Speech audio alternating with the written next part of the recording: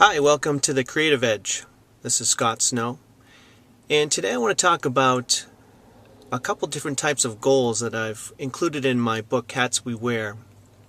And the two distinctions that I have are, one is a deadline goal, and that's the typical goal with a certain deadline. You're going to lose 10 pounds by October 20th. Or the other part that I've found very useful for people that I work with is the distinction goal. And that is basically a rule that you create for your life. You know, every day I'm going to do a half hour of aerobic exercise. So it's a very simple, very clear, specific, measurable goal that you can list that's very, very easy to follow.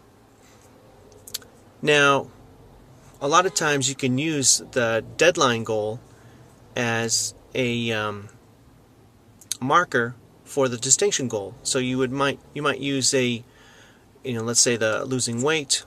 Then you have a distinction goal for every day or every week of what you can do, and that can very effectively support your overall deadline goal.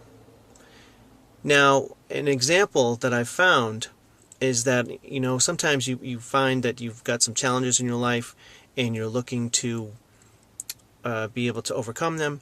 So, one thing that was sort of a stressor for me, and it's a silly example, but it's a good one of how I created a little distinction goal for myself, is with Powerball. When Powerball got pretty big, when it gets to be, 2 or 300 million in the pot, then I get excited to get a ticket just for the heck of it, for fun. But I was starting to find that, I wanted, how many should I get? Should I get, $5 worth, $10 worth? I get a dollar's worth here, and then next time I go, I should get another one before the big day.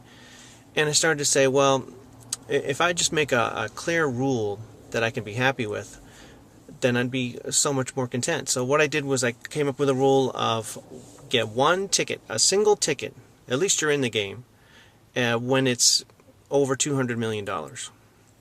And that is the rule that I go by, and it's helped me a lot. So that's a simple, silly idea. A lot of times also when with this idea of a distinction goal, if you watch kids play, they seem to generally have that ability to start to create the structure and the boundaries of what they're doing in their play. And I think the same thing is with this. If you have something that's bothering you, try to have a simple distinction goal for it and see what kind of progress you can make with that.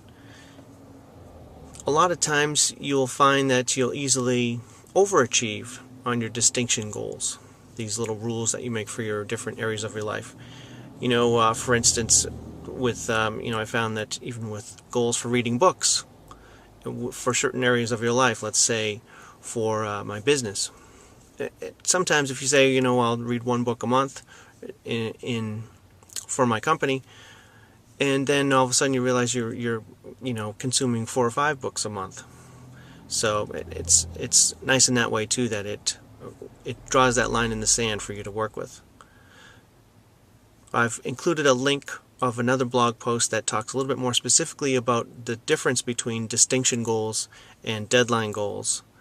And but my challenge is to try to think of something, even if it's a simple example, and just include that in and try to come up with a distinction goal for that. I encourage you to share that in the comments here for other people to benefit from. Thanks a lot.